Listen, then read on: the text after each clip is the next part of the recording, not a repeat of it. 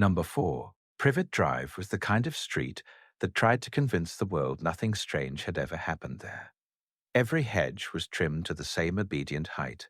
Every driveway was scrubbed clean.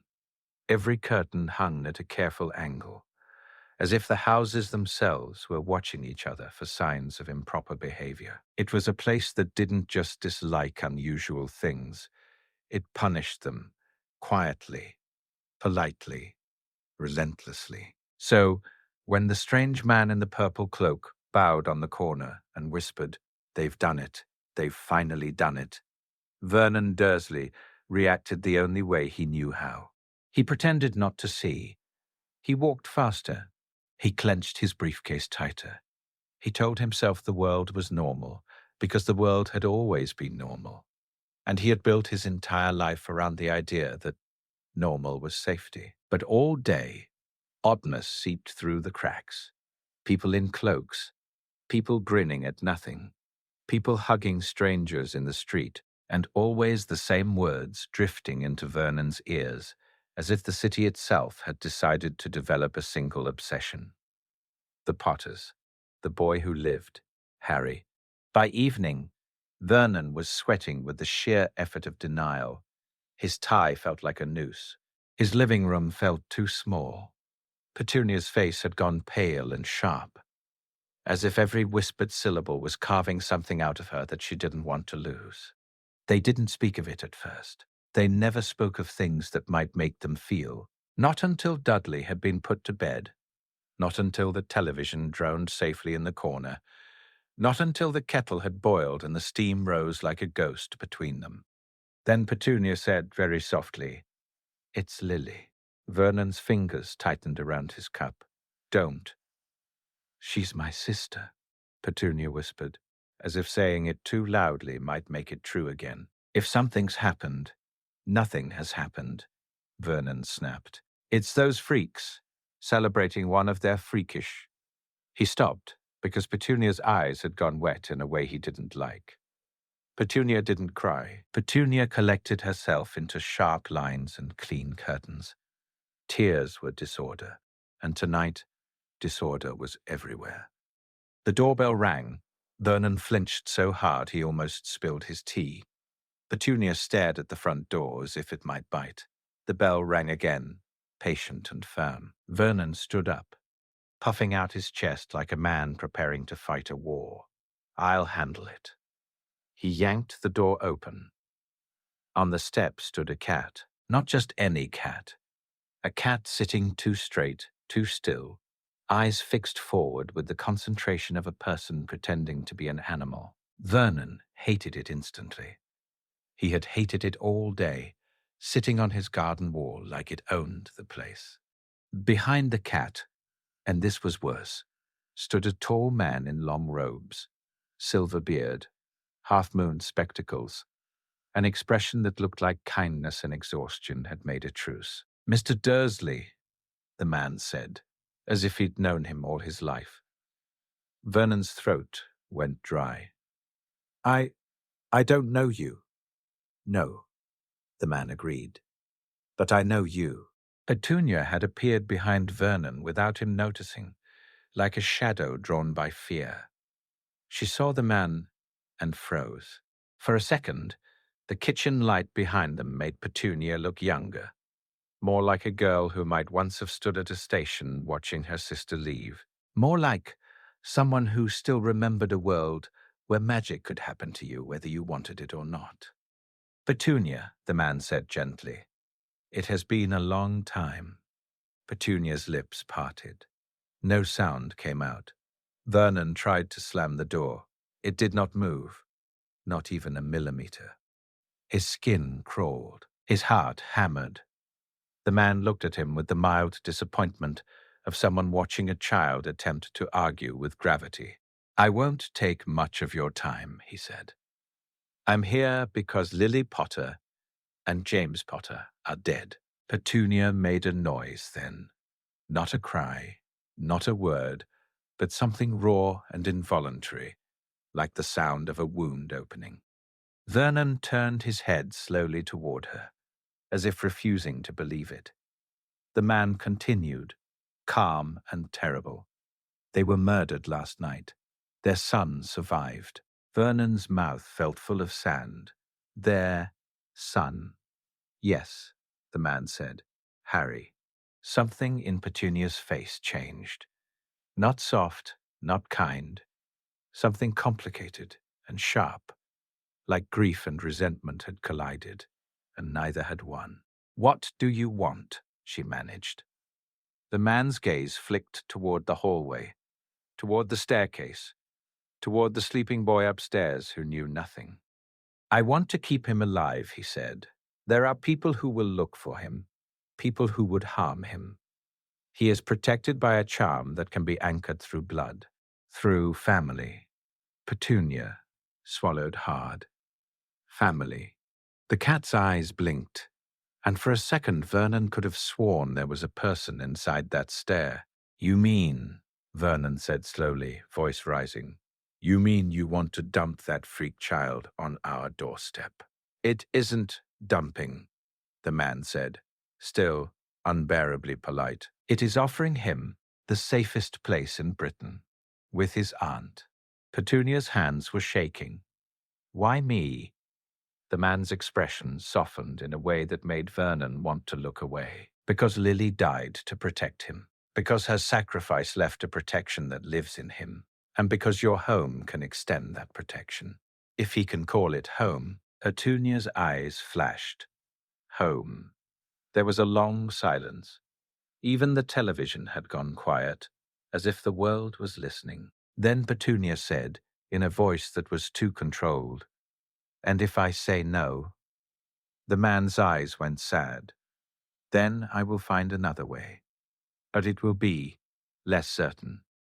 Vernon wanted to shout, to refuse, to deny, to push this strange man and his impossible news back into the night and bolt the door and pretend it had never happened. But Petunia's face had gone pale with something Vernon didn't recognize at first. Fear. Not fear of magic. Not fear of the wizarding world. Something smaller and older. Fear of regret.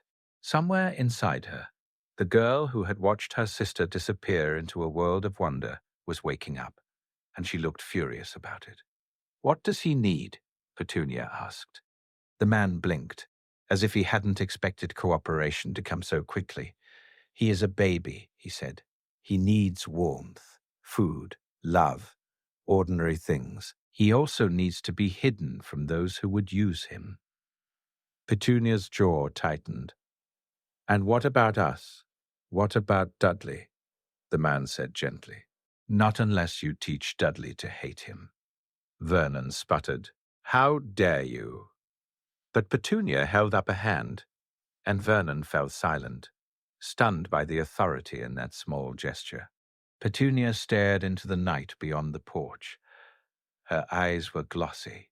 Her face was hard, like she was making a decision that would shape the rest of her life, and she hated the universe for forcing it on her. Then she said, barely above a whisper, Bring him in. Vernon turned on her. Petunia, bring him in, she repeated, sharper now.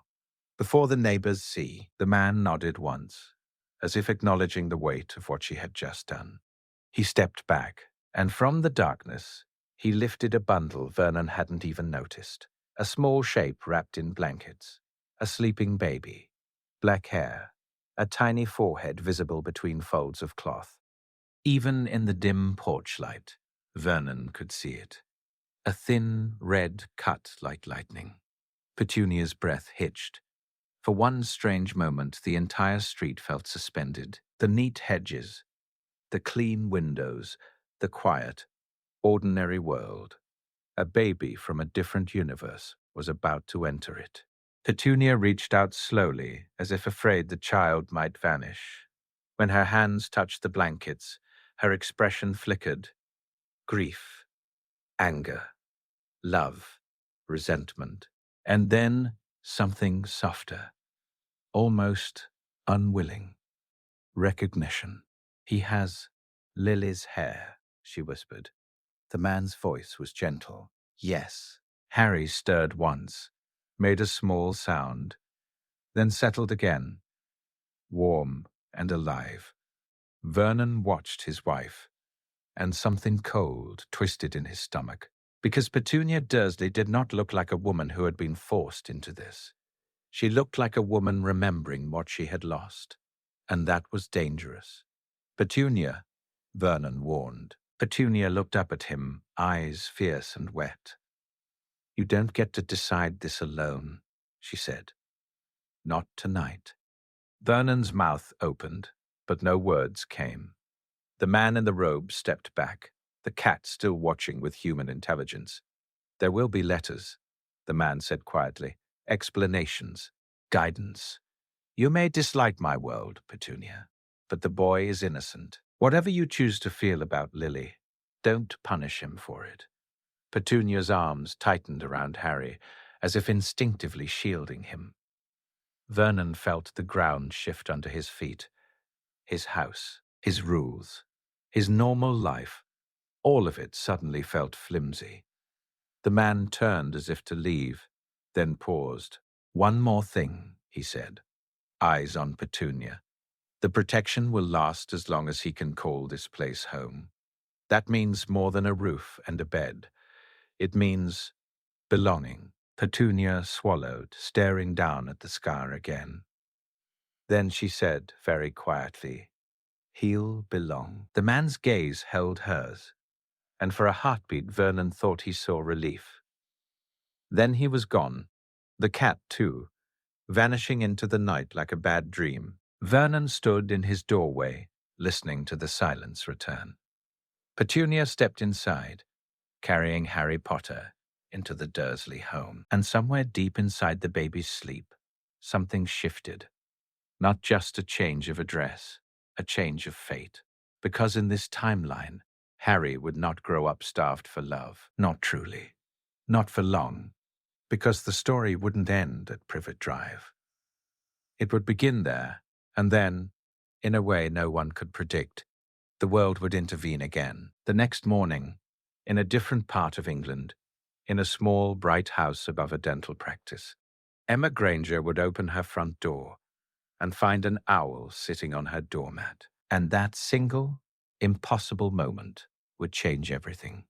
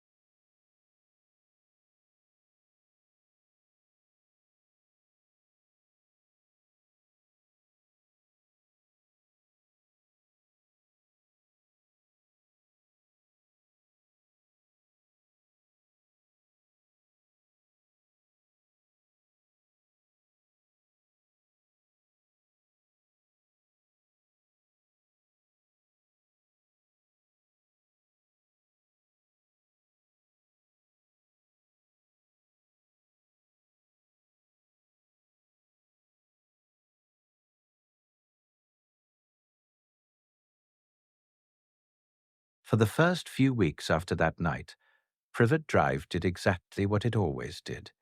It swallowed strange things and tried to pretend they had never existed. The neighbors never learned why Petunia's curtains stayed shut for days. They didn't know why Vernon's temper became a permanent storm cloud. They didn't know why a baby's cries sometimes slipped through the walls at odd hours, sharp and lonely, before being cut off too quickly. They just saw a family that looked normal from the outside. And in Privet Drive, looking normal was treated like virtue. Inside number 4, the new reality was smaller, colder, and far less heroic than the stories that would one day be told about the boy who lived. Harry Potter was not treated like a miracle. He was treated like a problem. At first, Petunia did the bare minimum. She fed him. She changed him. She rocked him when his crying became too loud to ignore, when it risked bothering the neighbors. There were moments, rare, flickering moments, when Petunia would hold him and stare at his hair, or at the scar, and something distant would cross her face, something like grief turning in on itself. But grief didn't make Petunia kind. Grief made her bitter. And Vernon Dursley had never needed an excuse to be cruel. The first time Harry's accidental magic happened under their roof, it happened quietly. He was barely 2 years old. He had toddled toward Dudley's toys with the clumsy curiosity of a child who didn't understand ownership. Dudley shrieked, grabbed a plastic dinosaur, and hit Harry across the face. Harry fell. Harry cried, and the light bulb in the living room exploded with a pop that made Vernon jump so hard he swore. The room went dark. Glass tinkled onto the carpet like icy rain. Vernon stared at Harry like Harry had done it on purpose. Petunia went rigid, her hands flying to her mouth. Dudley's crying stopped, replaced by fear. Harry, still on the floor, blinked up at them through tears and didn't understand why the air suddenly felt dangerous. That, Vernon said, voice trembling with rage, was freakish. Petunia's eyes darted to the windows, the street, the neighbors. Fear and image, always image. Don't, Petunia whispered. Not to Vernon, but to the universe. Not here, not in this house. Vernon's face went purple. Get him out. Petunia flinched. Where? Vernon's jaw clenched. Somewhere small. That was the beginning. Not the cupboard immediately. Not yet. But the corners, the closed doors, the timeouts that lasted too long. The rule, unspoken but absolute, that Harry's presence was tolerated only when he was silent and invisible. And the more he tried to exist like a normal child, asking for food, reaching for toys, crying when frightened, the more they reacted as if his need was an act of violence. Meanwhile, in a bright London kitchen, above a dental practice, Hermione Granger's life was being rearranged by wonder. McGonagall's visit turned into more than one visit. There were books delivered, carefully chosen, both magical and non-magical explanations. There were pamphlets about secrecy and safety. There were quiet talks about what Hermione might accidentally do if she became emotional, and how to respond without fear. Dan and Emma did what they always did when faced with something enormous. They studied. They made lists. They asked questions until answers appeared. They weren't intimidated by the authority of wizards because they had spent their adult lives handling frightened children and stubborn adults. They understood systems. They understood risk. They understood that we don't talk about it was never a real strategy. So the Grangers learned about the wizarding world the same way they would learn about any complex new environment. They mapped it. And in the process, they ran into a name again and again, like a bruise you couldn't stop pressing. Harry Potter. It started as a footnote in McGonagall's explanation. Your daughter is not the only unusual circumstance we've had in recent years, she said, tone clipped but not cruel. You may have heard whispers about A child who survived something unprecedented. Dan frowned. The Potters. McGonagall's eyes sharpened slightly. You have heard whispers. Emma's hands tightened around her mug. We've read enough to know people talk. We don't know what's true. McGonagall's mouth thinned. Some things are true. Some are embellished, but the central fact remains. A child survived a killing curse. It ended a war. Hermione, sitting cross-legged on the floor, looked up with wide eyes. That's impossible. It should have been, McGonagall agreed. Dan asked carefully. And where is that child now? McGonagall's gaze slid away for a fraction of a second. It was a tiny movement, but Emma noticed. Emma noticed everything when it came to children. With relatives, McGonagall said. And is he safe? Emma asked. McGonagall's expression tightened, and the answer wasn't in her words so much as in what she didn't say. It is considered the best option, she replied. Under the circumstances. Emma didn't like that phrasing. Neither did Dan. But for the moment, their focus was Hermione. Hermione's learning she was magical. Hermione's future. Hermione's safety. They filed the unease away like a note in the margin of a textbook. Return to this later. Later came sooner than anyone expected. On a grey afternoon when Hermione was 9, Dan was reading a wizarding newspaper. McGonagall had allowed them to access through official channels.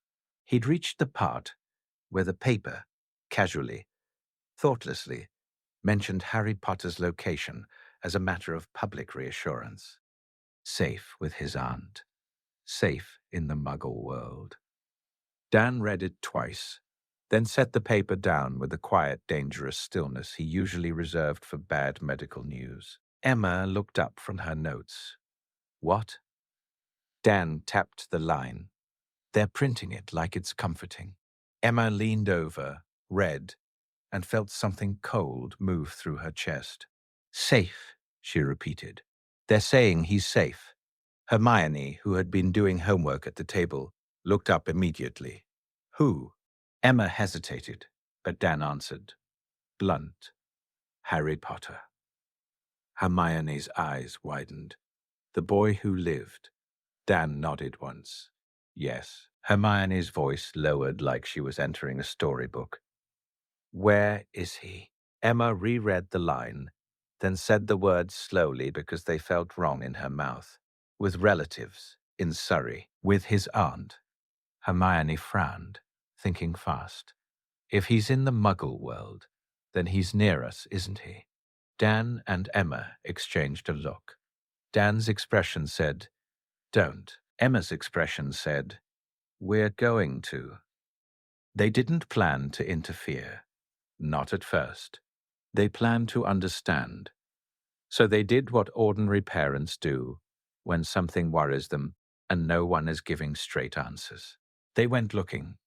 Not in a dramatic, cloak and dagger way. In a methodical, careful way. They used public records, phone books, the kind of boring research that doesn't look like heroism but changes lives anyway. Emma found Dursley faster than she expected. Privet Drive. Little Whinging.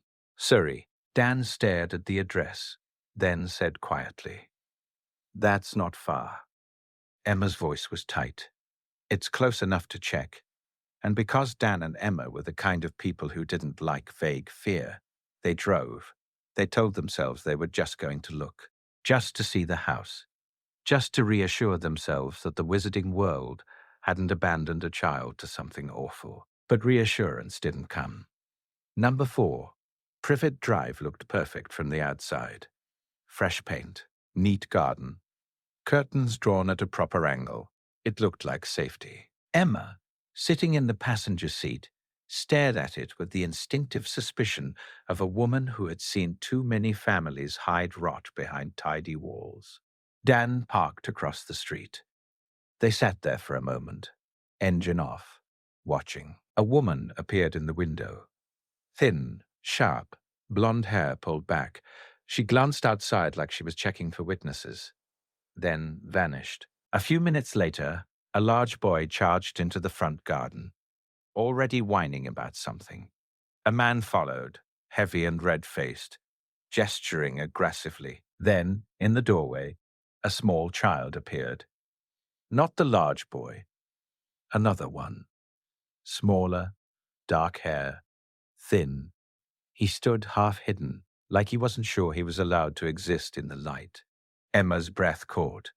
Dan's fingers tightened on the steering wheel. The child took one step forward, and the man's head snapped toward him, mouth opening. Even from across the street, Emma could see the posture shift, the child shrinking. The child retreated immediately, vanishing inside like he'd been scolded for breathing. Emma's voice was barely a whisper. Dan. Dan didn't answer. His jaw was clenched so hard the muscle jumped. Emma felt something settle into place in her mind, the way it did when she saw a patient with a hidden infection. A pattern. A warning. "That's him," Hermione whispered. Emma whipped around. Hermione was in the back seat. They both froze. "What are you doing?" Dan demanded, voice sharp. Hermione lifted her chin. "I followed you." Emma's heart lurched with fear and annoyance, and something else, something like understanding. Hermione didn't accept "don't worry" as an answer. She never had. Dan exhaled through his nose. "Hermione, this isn't—" "It is," Hermione interrupted, eyes fixed on the house. "That's Harry Potter." Emma said too quickly, "We're leaving." Hermione didn't move. "He looks unhappy." Dan's voice went quiet, dangerous. "We don't know what we saw." Hermione turned, eyes blazing. "We know what we saw. He's scared." Emma reached back, touched Hermione's shoulder, grounding her. "Sweetheart, we can't just—" "We can ask," Hermione said. "We can find out if he's okay."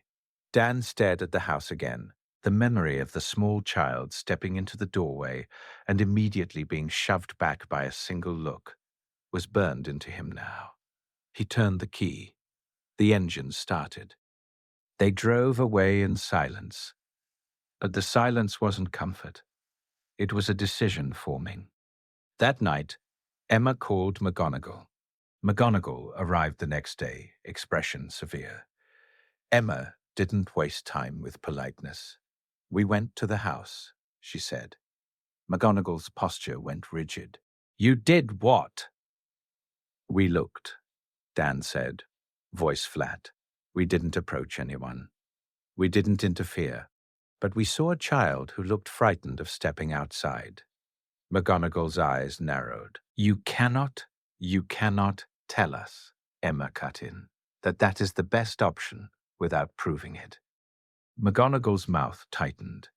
"You don't understand what is at stake." Dan leaned forward. "Then explain. In detail.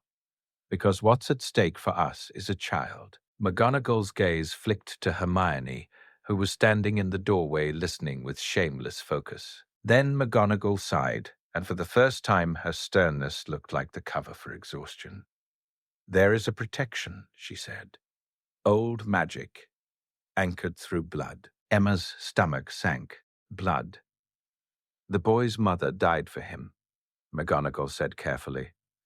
"That sacrifice created a protection in his skin, in his very being, but it can be strengthened, maintained, through living with his mother's blood relatives." Dan's voice was rough. "So he has to live there." McGonagall hesitated. "It has been deemed necessary." Hermione spoke then, voice small but steady. "Necessary, even if he's miserable?" McGonagall looked at Hermione sharply, then away. Her silence was answer enough. Emma stood up, hands shaking with controlled anger. "You can't do that. You can't sacrifice a child's life so you can feel safe about a prophecy, or a war, or whatever your world is afraid of." McGonagall's eyes flashed. It is not about comfort. It is about keeping him alive. Emma stepped closer. Alive is not the same as safe, Dan added quietly, and safe is not the same as loved. McGonagall's jaw tightened. What do you want, then? The wizarding world cannot simply— We want, Emma said, voice fierce, an assessment by someone who actually cares, not a piece of paper, not a decision made in an office. We want someone to look at that child and tell us, honestly, whether he is being cared for. McGonagall's gaze held hers for a long moment. Then she said quietly, There have been concerns. Dan's hands curled into fists. So you know. McGonagall's shoulders stiffened, as if admitting it cost her pride. We have monitored him, discreetly. Emma's voice was cold now, and McGonagall did not answer immediately. Then she said, I will speak to the headmaster. 2 days later, Albus Dumbledore came to their home. He did not arrive with dramatic thunder or smoke. He arrived like a tired old man, stepping into a warm kitchen and hoping he would not be judged too harshly for what he had allowed. Emma didn't offer him tea at first. Dan did, because Dan couldn't help trying to be civil, even when furious. Dumbledore sat at the Grangers' table, hands folded, blue eyes bright behind half-moon spectacles. Hermione stared at him as if he was a puzzle she couldn't wait to solve. Emma stared at him like he was a man who had made choices about children without asking the children. You know why we asked you here, Emma said. Dumbledore nodded once. Yes, Dan asked. Controlled, is Harry Potter being harmed? Dumbledore's eyes softened, and that softness was almost worse than denial. He is not being treated with kindness, Dumbledore admitted. Hermione's breath hitched. Emma felt her vision go sharp. Emma's voice was low. Why? Dumbledore did not flinch. Because I made a calculation. Dan's jaw clenched. A calculation. I believed, Dumbledore said gently, that the blood protection would outweigh the cost. I believed hardship would be preferable to death. Emma leaned forward, anger shaking her. You believed suffering was acceptable so long as it was quiet. Dumbledore's gaze held hers, and he didn't try to defend himself with excuses. I have lived long enough, he said softly, to know that every protection has a price. I chose one price over another. Dan said, voice like gravel. And now? Dumbledore's eyes flicked to Hermione, then back. Now I have seen something I did not anticipate. Emma didn't like the way he phrased that. Like Harry was an equation, and Hermione was a variable. What? Emma asked. Did you not anticipate? Dumbledore's mouth twitched faintly, like a man acknowledging irony. You. Emma blinked. Us. You are muggles, Dumbledore said. And yet you have done what many wizards do not. You have looked at a child you do not know and felt responsibility. Dan's voice was sharp. He's a child. Yes, Dumbledore said simply. And yet the wizarding world has treated him like a symbol. Hermione spoke, carefully. Can he live with us? Silence filled the kitchen. Dumbledore's gaze moved to Hermione's face, something thoughtful, heavy. The blood protection requires proximity to his mother's blood, he said. It is stubborn magic. It cannot simply be replaced by kindness. Hermione's expression fell, but Emma's mind was already moving, already building possibilities. What if? Emma said slowly. He stayed with his aunt for a short period each year. Dumbledore's eyes sharpened slightly. Go on. What if he lived with us most of the time? Emma continued. School year, holidays, weekends, everything. And he only returned to that house for whatever minimum time is required to keep the protection. Dan nodded, catching on. We can drive him there. We can supervise. We can make sure it's temporary. Hermione's eyes lit up like a lantern. He could be safe and loved. Dumbledore was quiet for a long moment. Then he said very softly, "It may be possible." Emma didn't exhale. She didn't trust hope yet. "What's the minimum?" Dan asked. Dumbledore considered. "The magic is old. It is not an exact science. But a few weeks each summer may be enough." Emma's hands clenched. A few weeks in that house. Dumbledore's eyes were sad. "I do not like it either." Dan's voice was steady and final. "Then we do it, if that's what keeps him alive. But we don't leave him there alone. Not ever." Dumbledore looked at them, and for the first time he looked relieved. Not because the plan was perfect, because someone else had finally taken some of the burden he had placed on a child. "I will need to speak to his aunt," Dumbledore said. Emma's voice was hard. "She won't agree." Dumbledore's gaze flicked up. "She will." Emma didn't like that confidence. It sounded like power. 2 nights later, Dumbledore, McGonagall, and the Grangers stood outside number 4 Privet Drive. The street was quiet. The hedges were neat. The house looked harmless. Emma's stomach twisted. Inside, Petunia opened the door with a look of immediate fury. She took one glance at Dan and Emma and froze. Because Dan and Emma were not wizards in robes, they were ordinary adults, ordinary parents. The kind Petunia understood, the kind she had always tried to be. Dumbledore spoke first, gentle as ever. "Good evening, Petunia." Petunia's eyes flicked to the Grangers. "Who are they?" "Parents," Emma said before anyone else could. "Real ones." Petunia's face flushed. "How dare you?" Dumbledore's voice cut through, calm but firm. "We are here about Harry." Petunia's mouth tightened. "He's asleep." "We know," McGonagall said sharply. "In a cupboard." Petunia flinched, and Emma felt a wave of cold rage. Petunia snapped.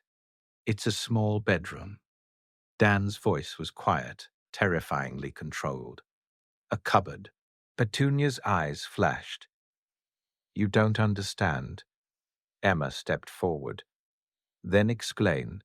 Explain why a child needs to be hidden away in a cupboard. Explain why he looked scared to stand in your doorway. Explain why your husband screamed at him like he was an animal." Petunia's hands curled into fists. For a second, Emma saw it. Petunia's fear, Petunia's resentment, Petunia's grief, all twisted into something ugly. Then Petunia's eyes flicked to Dumbledore, and something in her expression shifted. She hated Dumbledore, but she feared him, too. "What do you want?"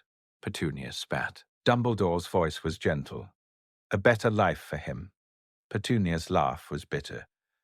"Oh, so now you care." Dumbledore didn't deny it. "I should have cared sooner." McGonagall's eyes were sharp. "We are removing him from this house for the majority of the year." Petunia jerked. "You can't. He is your nephew," Dan said. "Not your possession." Petunia's voice rose. "And where would he go?" Emma didn't hesitate. "With us," she said. Petunia stared at her like Emma had slapped her. "With you," Petunia hissed. "Who are you?" Emma's voice softened, just slightly, because this wasn't about winning an argument. It was about a child. "I'm Hermione's mum," Emma said. "Hermione is magical. We're already involved in your world. And we're offering Harry a home." Petunia's eyes widened, just a fraction. "Hermione." Hermione stepped forward, small and brave. "Hello." Petunia stared at her with something like shock. Like the idea of another magical child living in a normal house was unbearable. Then Petunia's gaze sharpened. Suspicious. "And what do you get out of it? Fame? Money?" Dan's voice was flat. "We get to sleep at night, knowing a child isn't being crushed in our neighborhood." Petunia's face went hard again. No. McGonagall's wand twitched. Dumbledore lifted a hand. Petunia, Dumbledore said gently, you will listen. Petunia swallowed. Dumbledore continued, Harry must return here for a short period each summer. The protection depends on it. But he does not have to live here the rest of the year. Petunia's eyes darted, calculating. So he's still tied to this house. Yes, Dumbledore said. Petunia's shoulders loosened a fraction. Not with relief for Harry, but relief for herself. Relief that responsibility could be reduced. And if I refuse? She asked, voice tight. Dumbledore's eyes, still gentle, became something else. Then he said quietly, then I will remind you of what you owe Lily. Petunia flinched like he'd struck her. Emma watched Petunia's face crumble and harden at the same time. Finally, Petunia whispered, almost to herself, you always do that. Yes, Dumbledore said softly, because it is true. There was a long, ugly silence. Then Petunia said, fine. Dan exhaled slowly. Emma's heart hammered. Petunia snapped, but he's not staying here more than necessary. Emma stared at her, agreed. McGonagall's voice was icy. And if we discover he is harmed during those weeks, there will be consequences. Petunia's jaw clenched. I know. Dumbledore nodded once. Then we take him tonight. Petunia hesitated, then turned abruptly and marched into the house. They followed. The interior was clean, stiff, and oddly joyless, like a museum of normality. The air smelled faintly of polish and something bitter. Petunia led them to the cupboard under the stairs. Emma's chest tightened so hard it hurt. Petunia yanked the door open. Inside, curled on a thin blanket, was a small boy with messy black hair and two large pajamas. He looked half awake, blinking at the sudden light, eyes immediately fearful. Harry's gaze flicked to Petunia, then to the strangers, then to the tall old man with the kind eyes. He flinched back instinctively.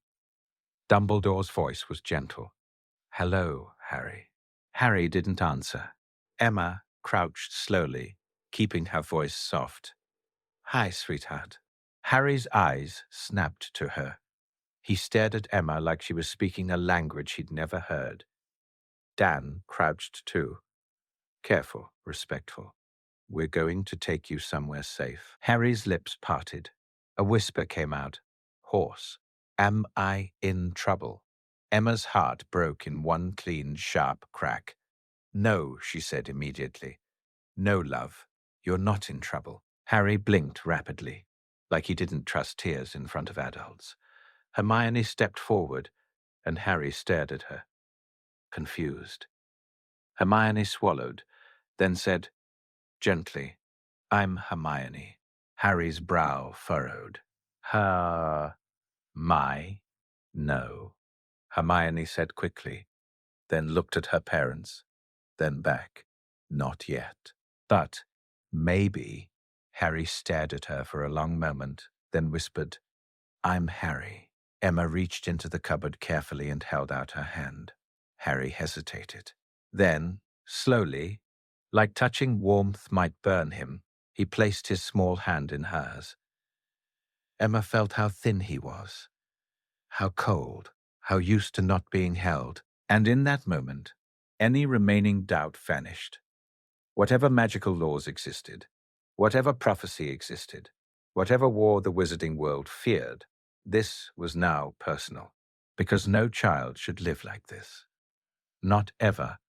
McGonagall's face was tight with fury. Dumbledore's eyes looked older than ever. Petunia stood behind them, arms crossed, expression rigid. Vernon did not appear. Perhaps even he had known this moment would make him look like the villain he was. Emma lifted Harry gently, wrapping him in the blanket like it was armor. Harry stiffened at first, then relaxed just slightly against her chest, as if his body remembered what comfort was supposed to feel like. even if he'd never had much of it. Dan took Harry's small bag, barely anything inside. Hermione walked beside Emma, close enough that Harry could see her, close enough that he wouldn't feel surrounded by strangers. As they left the house, Harry looked back once at the cupboard door. Then he looked forward again, eyes wide, unsure. Dumbledore spoke softly as they stepped into the night. "Harry, you will be staying with the Grangers," Harry whispered. "Why?" Emma answered, fierce and gentle at once. "Because you deserve a home." And as they walked down the neat, silent street, Privet Drive remained exactly what it had always been, a place that pretended nothing mattered. But Harry Potter was leaving it behind. He didn't know yet what that meant. He didn't know that warmth would feel strange at first, that being asked what he wanted would make him panic, that a bedroom with a real bed might feel like a trap because good things had never lasted. He didn't know that Dan would sit on the edge of his bed the first night and say, "You're safe here," and mean it with the calm certainty of a father. He didn't know that Emma would make him a hot chocolate and watch him sip it like it was a miracle, eyes cautious, shoulders still tense, waiting for someone to snatch it away. He didn't know that Hermione would place one of her books beside him without speaking, as if offering friendship in the language she knew best. He didn't know that, over weeks and months, he would start to laugh without checking first if laughter was allowed. He didn't know any of it. All he knew was that, for the first time in his memory, no one shouted when he breathed. And that was how it began, not with a prophecy, not with a scar, not with a legend, with a kitchen table, a spare bedroom, a small girl with wild hair who looked at him like he was a person, not a burden, and two ordinary parents who decided, without magic, that a child mattered. Harry did not sleep properly that first night. He lay in the unfamiliar softness of the bed and waited for the trick. That was how his mind worked now. Good things were always followed by the moment someone took them away, or the moment someone remembered he didn't deserve them. The pillow smelled like laundry soap instead of dust. The blanket was thick enough to feel like safety. The room was small, but it was his, and that thought made his chest hurt with something he didn't know how to name. At Privet Drive, his had never existed. He stared at the ceiling until his eyes stung. Down the hall, he could hear voices. Low, careful, adult voices that didn't snap like whips. The Grangers were talking, and even though he couldn't catch every word, he heard his name more than once. Harry, not freak, not boy, not that. Harry. He turned his head and saw the book Hermione had left on the bedside table. It was one of hers, judging by the messy handwriting on a little slip of paper sticking out of the pages. She'd probably been marking something interesting. There was something about the casualness of it that made Harry uneasy. She'd given it to him the way you'd give someone a glass of water, like it was normal to share, like it was normal to be included. He didn't know how to respond to normal. He did what he always did when he didn't know how to respond. He stayed quiet. When the light under the door shifted, he froze. Footsteps approached, slow and unhurried. A gentle knock. Harry's body went tense, ready. The door opened a crack, and Emma Granger peeked inside, hair loosely tied back, wearing a soft cardigan like she was trying to look less intimidating. She didn't step in immediately. She waited, giving him space the way you would with a frightened animal. "Hi," she said softly. "I'm not trying to bother you. I just wanted to check you're okay." Harry swallowed. His throat felt tight. He forced a sound out. "I'm fine." Emma's eyes softened, and Harry hated that softness because it made him feel exposed. "Okay," she said. "If you need anything, you can call out or come down. You're not locked in." Harry stared at her. Locked in. She'd said it like it was a possibility she'd considered. Emma hesitated. "Can I bring you something? Water? A snack?" Harry's stomach twisted at the word snack. He didn't know what the correct answer was. At the Dursleys, asking for food meant trouble, but refusing meant hunger. He was used to losing either way. Emma seemed to read the pause. "It's not a test," she said gently. "You're allowed to be hungry." Harry's eyes burned suddenly, and he blinked hard, furious with himself. "Water," he whispered. Emma smiled, small and careful. "Right. I'll be back in a minute." She returned with a glass of water and a small plate with 2 biscuits. She set them on the bedside table without making a big deal of it. "There you go," she said. "You don't have to eat now if you don't want, but it's there." Harry nodded stiffly. Emma lingered in the doorway, then said quietly, "Harry, you're safe here." Harry didn't answer, because the words didn't fit in his world. Safe was something adults said when they wanted you to stop asking questions. Emma left him with the door slightly open. Harry waited until he heard her footsteps fade before he touched the biscuit. He broke it in half first, just to see if anything strange happened. Nothing did. He ate it slowly, as if savoring was dangerous, and drank the water in tiny sips like he had to ration it. Then he lay back down and listened to the silence. It was different from the silence at Privet Drive. Privet Drive silence was heavy. It meant you were one wrong move away from shouting. This silence was simply quiet. Harry fell asleep right before dawn. The plate empty, the glass half gone, the book still unopened, because he didn't know if he was allowed. In the morning, sunlight woke him. Real sunlight, not the thin grey light that slipped under the cupboard door. This was bright and honest, spilling through curtains that had been pulled back on purpose. Harry sat up too fast, heart pounding. For a second, he didn't remember where he was, and panic rose in his throat. Then he saw the room again, the bed, the wardrobe, the book on the table, the biscuits gone, the water. He was still here. He swung his legs over the side of the bed and stood carefully, half expecting someone to shout at him for making noise. No one did. He followed the smell of toast and tea down the stairs. The kitchen was warm. Emma was at the counter, buttering toast.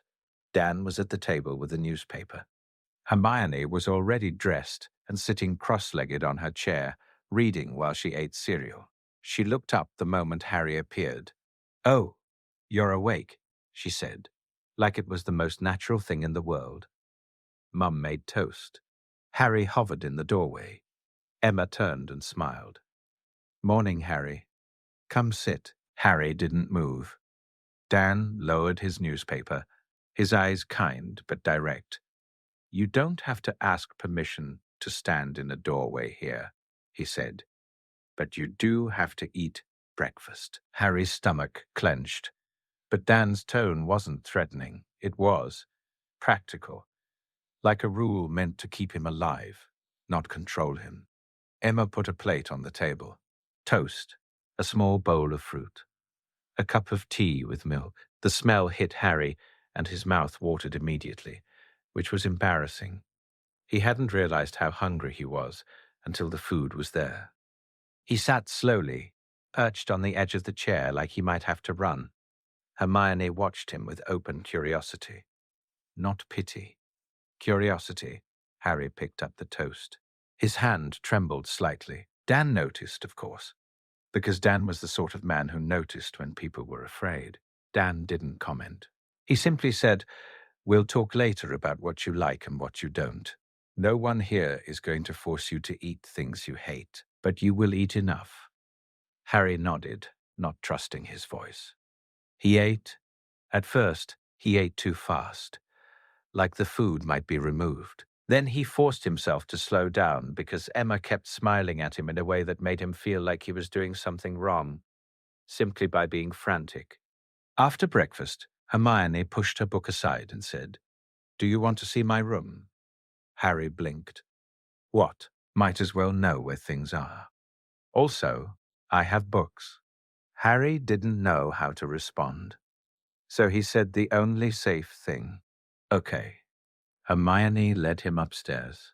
Her room was a chaos of notes and charts and stacks of books, posters of planets, a half-finished drawing of a castle she'd imagined Hogwarts might look like, a model skeleton she begged her parents for because she wanted to understand anatomy even though she was 9. Harry stared at it all, overwhelmed. Hermione noticed. "It's messy," she admitted. "Mum says it's an organized mess. I say she just doesn't understand my system." Harry looked at the books. "You read all these?" Hermione looked offended. "Obviously." Harry hesitated, then asked quietly, "Why did you give me your book?" Hermione blinked, then seemed to realize the question meant more than words. "Because you looked like you needed something," she said, simple. "Books are good when you don't know what to do." Harry's chest tightened again. That strange feeling. "You can keep it," Hermione added, "or give it back. I don't mind." Harry nodded, not trusting himself. Downstairs, Emma and Dan were talking in low voices. They didn't hide it from Harry for long. That evening, after dinner, Dan sat at the kitchen table with a notebook. Emma made tea. Hermione sat with them, as if this was her right. Harry hovered at the edge of the room, instinct telling him not to get involved in adult conversations. Adult conversations meant trouble. Dan looked up. "Harry, sit." Harry sat stiff. Dan took a breath. "We need to explain what's happening properly, and we need to set some rules." Harry's stomach dropped. "Rules." Emma's voice softened the edge. "Not the kind you're used to, love." Dan nodded. "Your aunt has agreed you can live here most of the year." Harry stared. "She did." Emma's mouth tightened. "Yes." Dan continued, "But there's something called a protection charm. It's part of your world, part of why you were put there. The charm needs you to spend a short amount of time at your aunt's house each summer to keep working." Harry's hands clenched under the table. "So, I have to go back," he whispered. Emma reached across the table and placed her hand near his, not touching unless he allowed it. "For a few weeks," she said. "And you won't be alone. We will handle it together." Harry's heart hammered. What if she says no later? Dan's eyes hardened. Then she'll have to argue with us. Harry didn't understand that kind of confidence. Hermione leaned forward. "And you'll come back here after," she said, matter of fact, "because this will be your home too." Harry stared at Hermione. Home. That word made his throat burn. Dan flipped open the notebook. "We also need to talk about school." Harry froze. School had been Dudley's territory. School was where Harry learned to stay quiet so teachers wouldn't notice the bruises or the lack of lunch.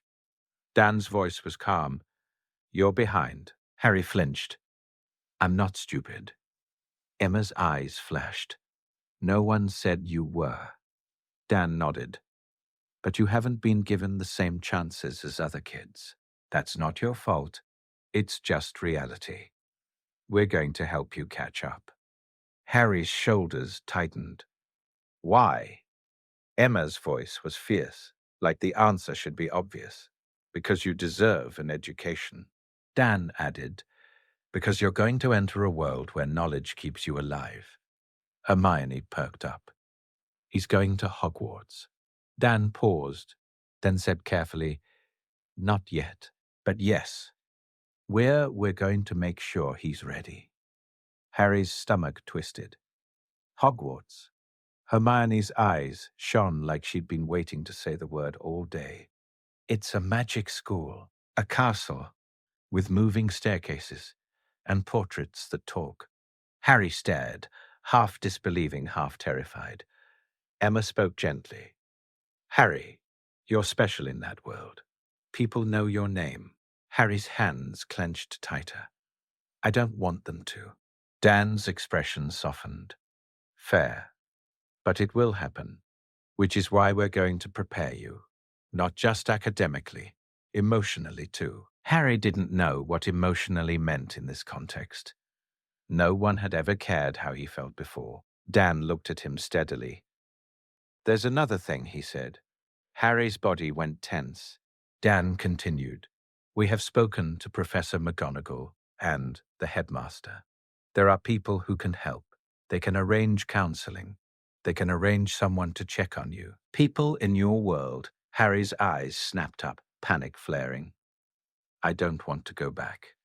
Emma's hand finally touched his. Gentle. "You won't.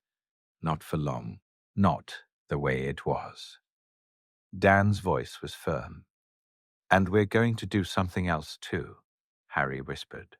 "What?" Dan took a breath. "We're going to adopt you." Silence hit the room like a spell. Hermione's face lit up, immediate and fierce. "Yes." Harry stared at Dan, then Emma, as if he hadn't heard correctly. Adopt. That word belonged to other children.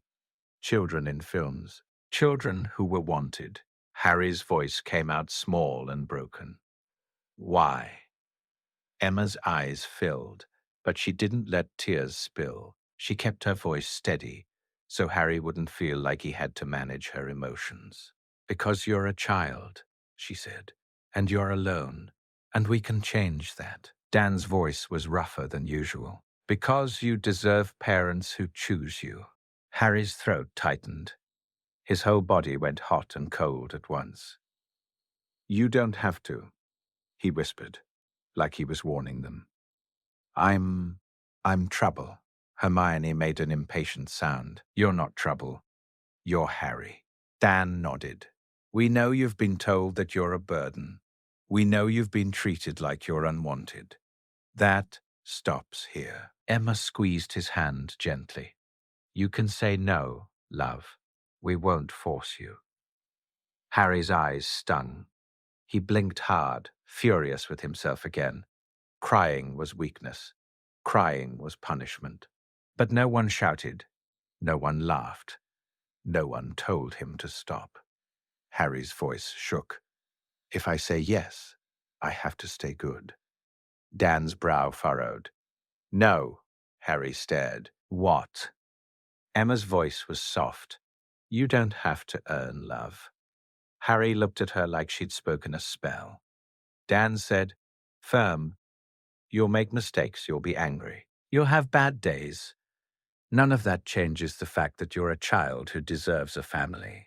Harry's chest hurt so badly he thought he might be sick. Hermione leaned across the table and said with the blunt certainty only children had, "If you say yes, you're my brother. That's it. You don't get to argue." Harry let out a strange sound that might have been a laugh or a sob. He looked at Dan, looked at Hermione. He whispered, "Yes." Emma's face crumpled for a second. Then she swallowed it down. She stood, came around the table, and hugged him carefully, like she didn't want to scare him. Harry froze at first, body rigid. Then, slowly, his arms lifted and wrapped around her waist, like he was remembering something he'd never been allowed to do. Dan's hand settled on Harry's shoulder, steady. Hermione leaned in too, pressing her head against Harry's arm, possessive and proud. Harry shut his eyes. For the first time, he let himself believe a thought that had been too dangerous to hold before. Maybe this could last. The adoption process was strange in ways the Grangers hadn't expected. In the Muggle world, it was paperwork, interviews, assessments, social workers. In the Wizarding world, it was layers of law and secrecy, complicated by the fact that Harry's existence was already bound up in politics, prophecy, and protection spells. Dumbledore argued with ministry officials behind closed doors. McGonagall wrote letters that made bureaucrats flinch, and the Grangers, who were not intimidated by fancy titles, showed up to meetings with organized folders and calm fury. They refused to let anyone talk over them. They refused to let Harry be treated like property. If a wizard tried to dismiss them as muggles who didn't understand, Dan would look them dead in the eye and say, "I understand, children. That's enough. And slowly, grudgingly, the wizarding world adjusted. Because it had never dealt with parents like this, parents who didn't accept for the greater good as an answer. The adoption was approved with conditions. Harry would spend part of each summer at Privet Drive. The Grangers would maintain secrecy. Harry's mail and magical contact would remain monitored for safety. And most importantly, the blood protection would remain intact. Harry didn't understand most of it. He only understood the part that mattered. He belonged somewhere now. He got a bedroom with a real bed. He got clothes that fit. He got birthday presents that weren't cast-offs. He got meals that didn't feel like battles. He also got nightmares. Some nights he woke up screaming because in his dream, he was back in the cupboard and the door wouldn't open. Emma would come in quietly, sit beside him, and wait until he could breathe again. She never shouted. Dan would teach him practical things too. How to brush his teeth properly, because Harry had never been taught. How to ride a bicycle without feeling ridiculous. How to speak up when something hurt instead of pretending it didn't. Hermione did her part in her own way. She talked to him constantly. She showed him books. She explained things like Harry was a person worth explaining things to. She annoyed him sometimes because she could be bossy, and she always thought she was right. But she also sat beside him on the sofa when his hands shook from a loud noise. She defended him when other children stared. She made him laugh when he thought laughter was dangerous. By the time Harry was 9, the scars of Privet Drive hadn't vanished, but they were no longer the only story his body remembered. By the time he was 10, he could look adults in the eye. By the time he was 11, he had started to believe that love wasn't a trap. And by the time the first Hogwarts letter arrived for him, it did not land on a doormat in Surrey. It landed on the Granger kitchen table between Hermione's neatly labeled homework books and Dan's newspaper. Harry stared at the envelope like it was a snake. Hermione was practically vibrating. "Open it." Harry's fingers trembled as he broke the seal. He read the words slowly, as if reading them too fast might make them disappear. "Dear Mr. Harry Potter." The name hit him like a wave. Potter, not Granger. He looked up, panic flaring. Dan's voice was steady. "We knew this part might be complicated." Emma's eyes were soft. "You can choose what you go by, love." Harry swallowed hard. "But they call me Potter." Hermione leaned forward. "You are Harry Potter. That's your birth name, but you're also our family. Both things can be true." Harry stared at the letter again. The boy who lived, the famous name. The story everyone thought they knew. Then he looked at Dan and Emma, the people who had chosen him, the people who had made him real. Harry's voice was small but clear. "I want to be Harry Granger at home." Dan nodded. "Then you will." Emma smiled. "And at school, you can decide.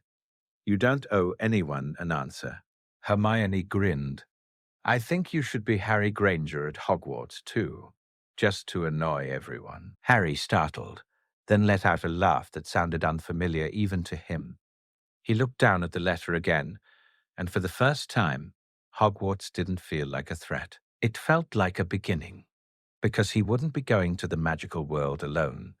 He would be going with Hermione, with a sister who would not let him disappear, with parents who would fight grown men in robes. If they tried to use him, he would still face danger. He would still face Voldemort's shadow. The prophecy would still exist, waiting like a storm on the horizon. But the difference was this. When Harry stepped onto platform 9 3/4, he would not be a lonely legend. He would be a loved child with a family behind him. And that changed everything.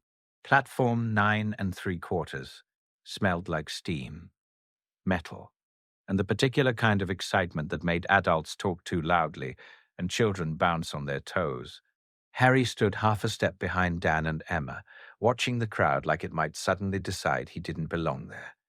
Witches in bright robes, wizards with pointed hats tilted at odd angles, trunks stacked like small mountains, cats yowling from wicker baskets, owls blinking from cages as if judging everyone's life choices. And everywhere, people kept glancing at him. Harry felt it like pressure on his skin. Hermione didn't. Hermione was too busy absorbing everything with hungry fascination, turning her head like she wanted to memorize the entire platform in one go. "It's exactly like the books described," she whispered, as if she couldn't believe reality had finally matched her imagination. Dan squeezed Harry's shoulder gently. "Ready?" Harry didn't know how to answer. Ready for what? Ready to be stared at. Ready to be the story everyone thought they knew. Ready to walk into a world where his scar wasn't just a mark. It was a headline. He glanced at Hermione. She looked back immediately, eyes bright. "You'll be fine," she said, brisk and confident, like she could bully the universe into behaving. "If anyone bothers you, I'll hex them." Emma made a small sound of alarm. Hermione amended, without missing a beat, metaphorically. Harry snorted despite himself. That small laugh loosened something in his chest. They pushed the trolley forward. Harry's trunk was heavier than it looked, because it wasn't just clothes and books. It was proof. Proof that he was going somewhere. Proof that his life was moving, not stuck behind a cupboard door.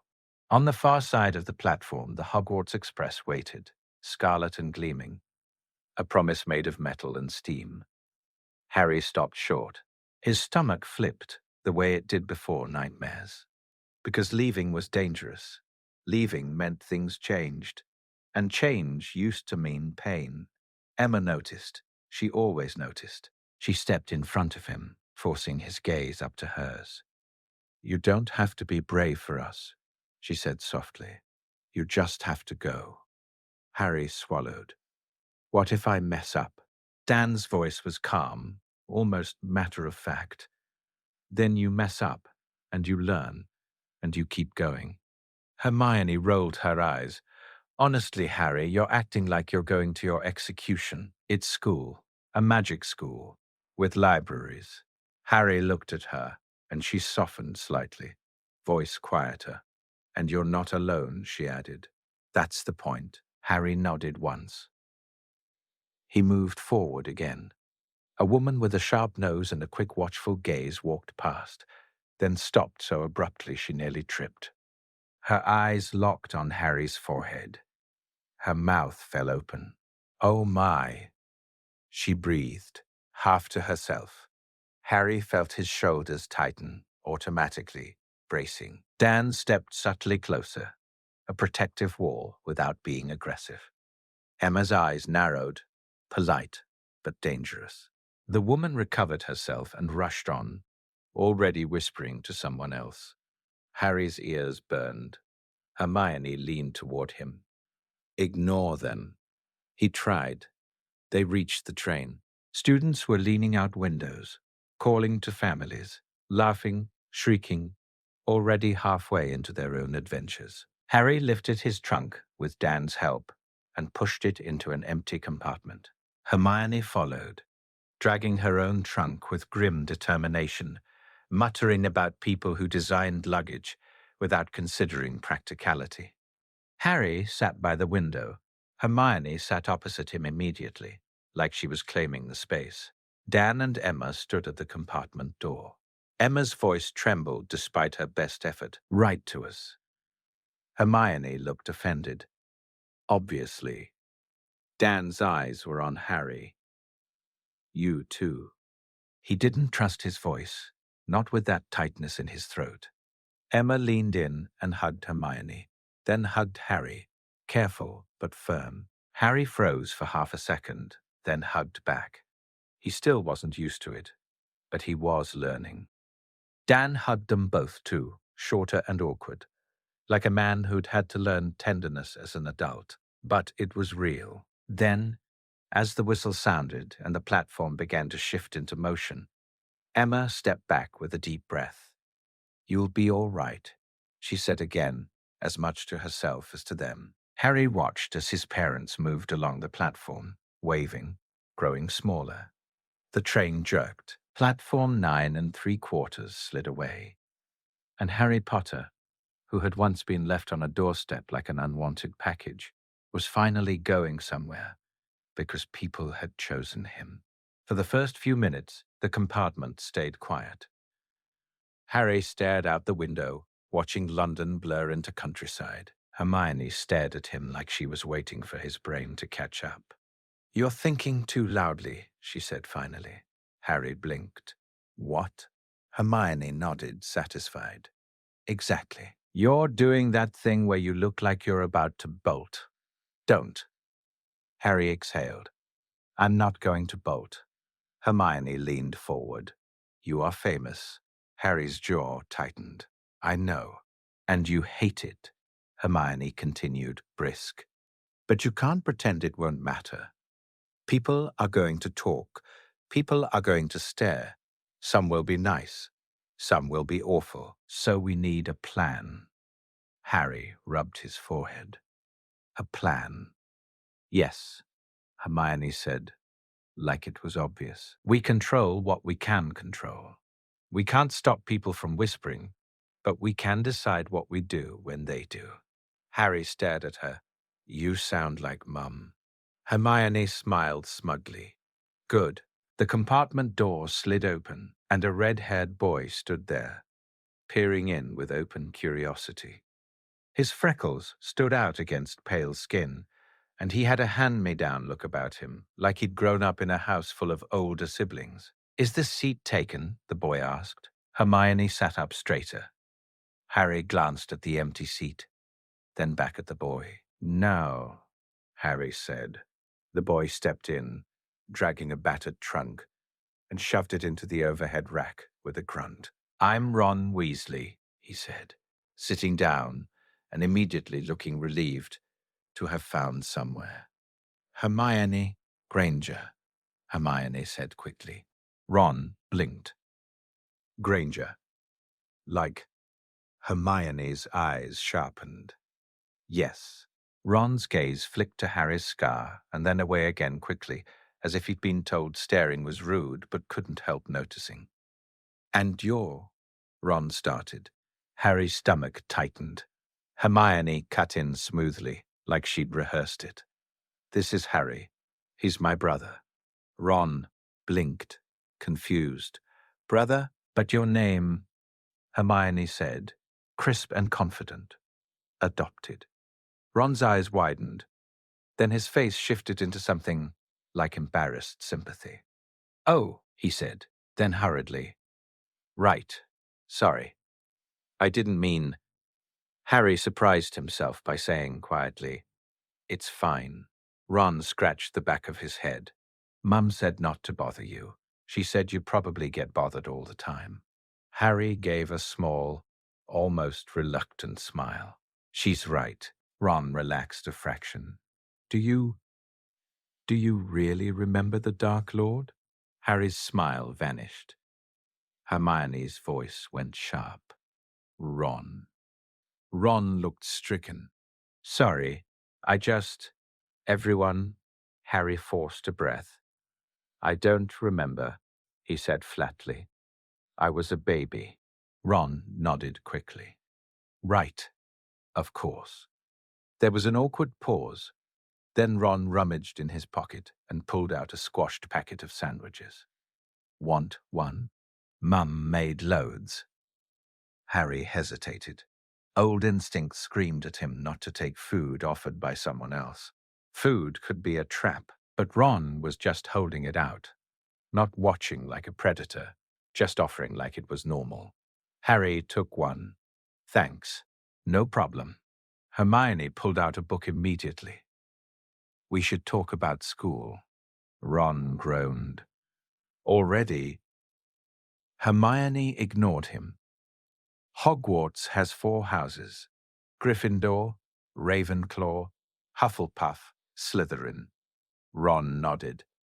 My whole family's in Gryffindor. Hermione looked smug. I read about that. Ron stared at her. Of course you did. Hermione continued. There's a sorting hat that decides based on your qualities. Harry's stomach twisted again. Deciding, being judged, being placed. Ron leaned forward. It's not that bad. Sometimes it takes ages for people. Sometimes it's quick. Hermione's eyes were wide. What do you think you'll get? Ron shrugged. Probably, if I'm not Mummel-faint. Hermione nodded, satisfied. I could be Ravenclaw or Gryffindor or... Ron interrupted. Not Slytherin. Hermione blinked. Why not Slytherin? They say all the dark wizards come from there. Harry's scar prickled faintly, not with pain, but with the sudden weight of expectation again. Hermione noticed.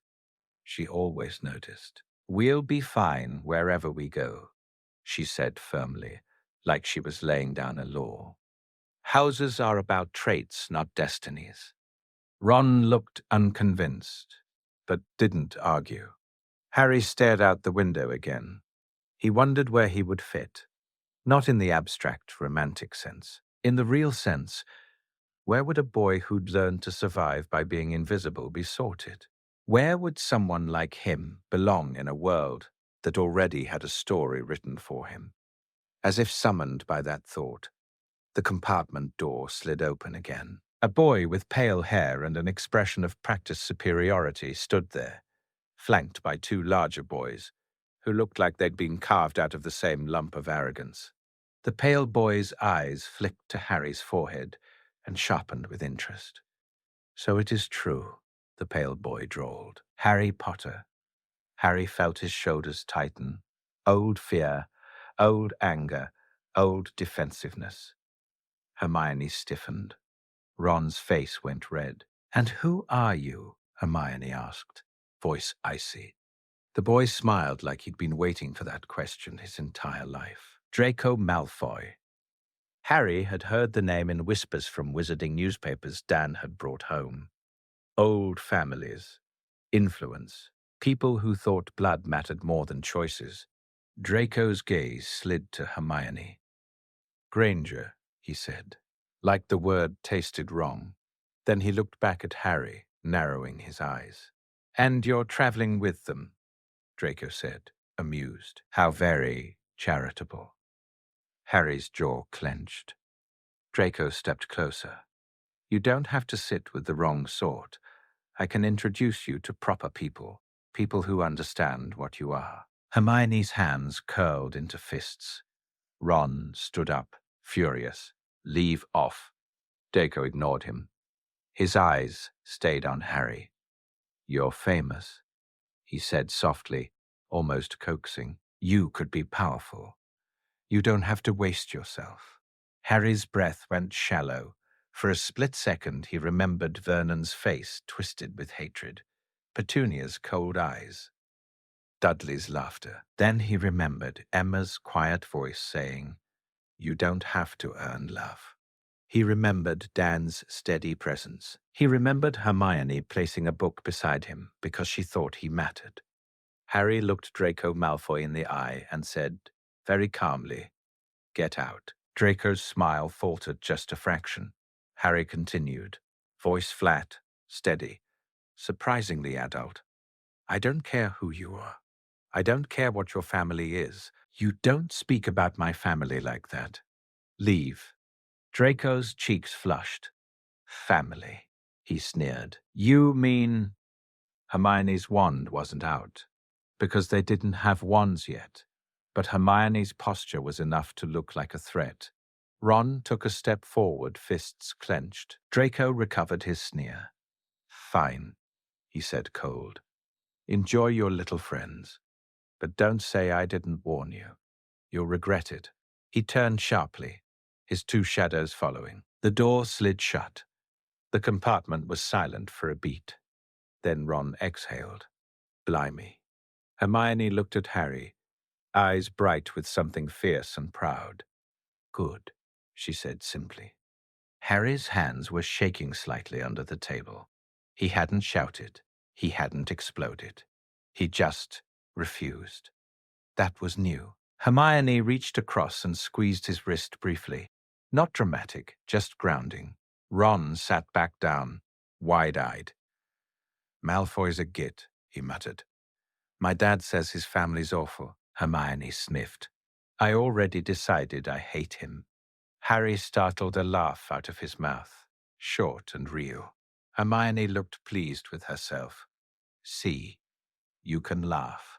Harry shook his head, half amused, half overwhelmed. The train continued to rattle through the countryside. By the time the sky began to turn orange, the compartment felt less like a cage and more like a starting point. Harry had a friend, Ron. Hermione was Hermione, constant and fierce. And for the first time, Harry began to think he might be able to survive Hogwarts, not as a legend, but as a person.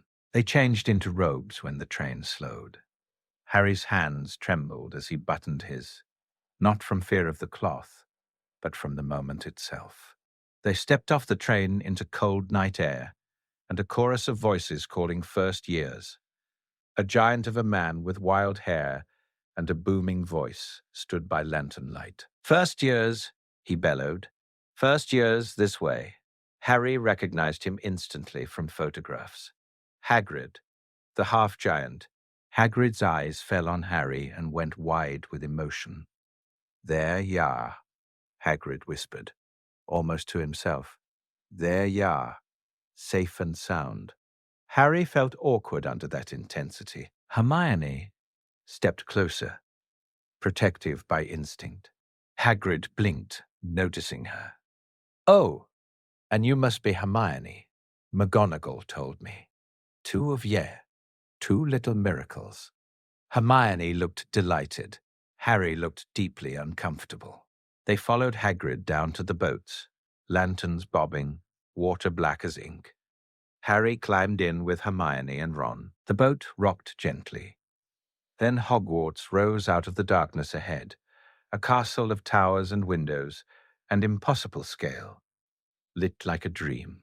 Ron stared, mouth open. Hermione looked like she might cry from excitement. Harry felt his chest tighten, not from fear, from the strange, painful feeling of wanting something, wanting to belong here. The boats drifted to the shore. They climbed up to the stone steps. Inside, the entrance hall echoed with footsteps and whispers. Professor McGonagall waited, stern and sharp, eyes scanning them like she was already cataloguing potential disasters. Her gaze landed on Hermione, a flicker of recognition. Then on Harry. McGonagall's expression tightened slightly, something like anger and regret behind her strict mask. First years, she said crisply. You will be sorted into your houses shortly. While you are here, your house will be like your family. Your triumphs will earn it points. Any rule-breaking will lose it points. Harry's stomach flipped again at the word family. Hermione's shoulder pressed lightly against his. McGonagall led them into a small chamber beside the great hall. The sound of hundreds of voices spilled through the doors. A living roar.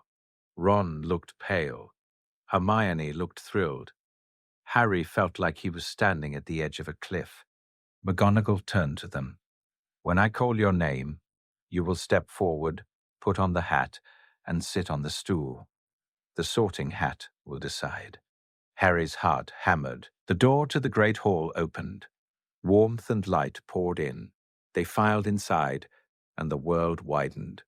4 long tables, floating candles, a ceiling like a night sky, teachers at the front, and above all, the feeling of being watched.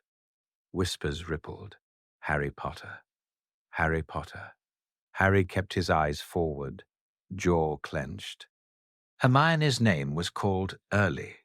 Hermione Granger. Hermione walked up chin high, hair wild, and sat on the stool. The hat dropped over her eyes. For a second there was silence. Then the hat shouted, "Gryffindor." The Gryffindor table erupted in cheers. Hermione looked pleased, triumphant, and ran to the table like she'd already decided it belonged to her. Ron was called soon after. Ronald Weasley. Ron stumbled up, sat, hat on. "Gryffindor!" More cheers. Ron looked relieved, almost giddy, and hurried to sit beside Hermione. Harry's stomach sank a little. They were both Gryffindor. Where would that leave him? Then McGonagall's voice rang out. "Harry Potter."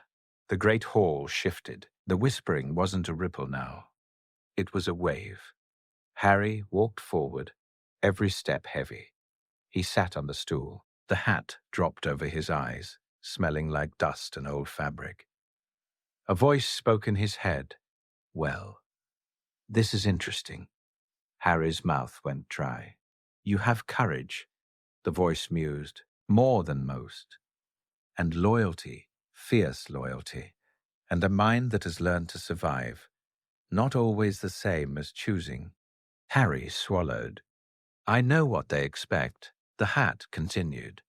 "I know what stories they've told about you, but stories are not houses. Choices are." Harry's hands clenched. "Please," he thought, "not Slytherin." The hat hummed. "Not Slytherin, then. Though you could be great there, you know. Ambition does not always mean cruelty." Harry's heart hammered. "Where, then?" The hat's voice softened, almost approving. "You want one thing above all. Not glory, not power, not fame.